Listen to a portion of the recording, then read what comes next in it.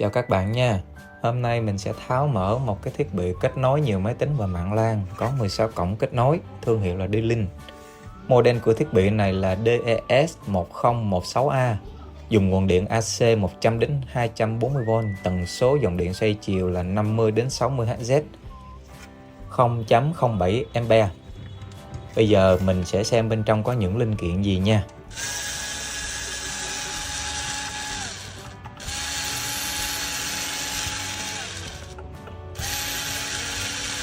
Thiết bị này bạn có thể dễ dàng mở rộng mạng bằng cách thêm nhiều máy tính với cái tốc độ là lên tới 200M trên mỗi cổng.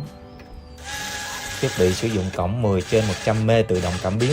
Mỗi cổng tự động điều chỉnh cho cáp thẳng hoặc là cáp chéo để tạo ra kết nối phù hợp.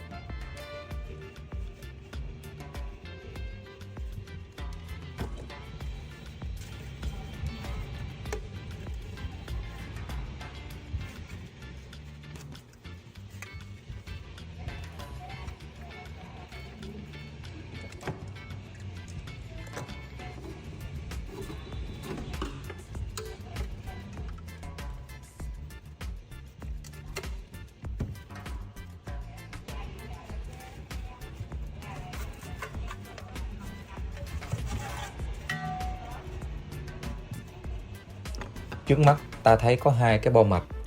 Bây giờ mình sẽ tháo hai cái bo mạch này để xem là mạch gì.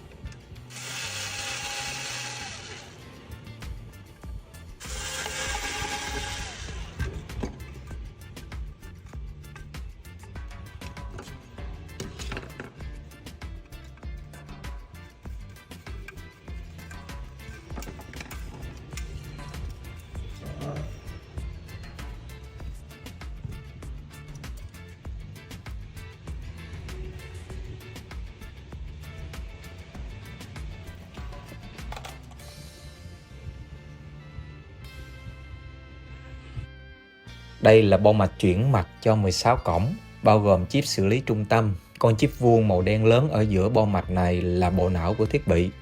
Nó chịu trách nhiệm xử lý tất cả lưu lượng mạng, chuyển mạch gối và quản lý các cổng. Biến áp LAN, đây là cái 4 khối màu đen hình chữ nhật này nè, là các biến áp mạng tích hợp 4 cổng. Chúng cung cấp khả năng cách ly điện và lọc tín hiệu cần thiết cho mỗi cổng, đảm bảo tuân thủ được cái tiêu chuẩn IEEE 802.3U. Còn cái cổng RJ45 này là các cái phần kim loại phía dưới này nè, là các cổng vật lý để kết nối các cáp Ethernet. Đèn LED báo hiệu là các điểm kết nối ở góc dưới bên trái. hiển thị trạng thái kết nối hoạt động và nguồn cho từng cổng và toàn thiết bị.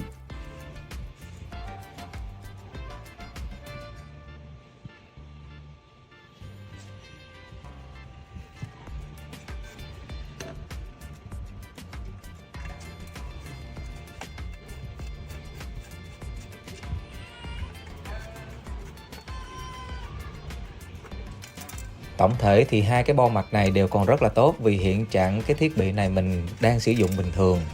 Thì cái thiết bị này sản xuất năm 2012, đến giờ cũng được hơn 10 năm rồi đó nha, xem ra rất là bền.